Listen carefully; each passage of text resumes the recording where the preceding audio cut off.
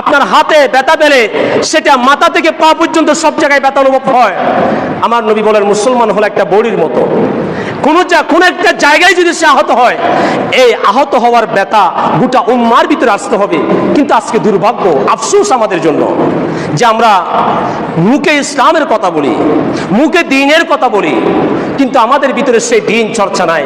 এই জন্য আল্লাহর পিয়ারা হাবিব রহমতুল্লাহ আলামিন বিদায় হজ্জের ভাষণে আমার নবী বলেছিলেন, তারাকতু ফীকুম আমরাইন, হে আমার উম্মত, আমি তোমাদের কাছে দুইটা জিনিস রেখে যাচ্ছি। একটা হলো কিতাবুল্লাহ, আল্লাহর কালাম, আরেকটা হলো আল্লাহর রসুলের সুন্নাহ অথবা আল্লাহর রসুলের আহলে বাইত আমি তোমাদের সামনে রেখে যাচ্ছি। তোমরা যদি আল্লাহর কালাম এবং নবীর সুন্নাহকে যদি দৃঢ়ভাবে আঁকড়ে ধরতে পারো, লান তাদিল্লু মা তামাসসাকতুম বিহিমা, তাহলে তোমরা কোনোদিন গুমরাহ হবে না, পথভ্রষ্ট হবে না।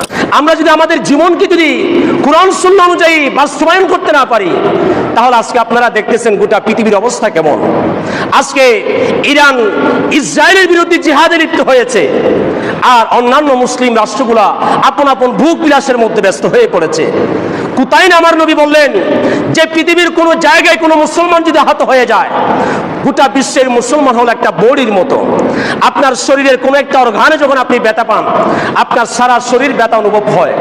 আপনার হাতে ব্যথা পেলে সেটা মাথা থেকে পা পর্যন্ত সব জায়গায় ব্যথা অনুভব হয়।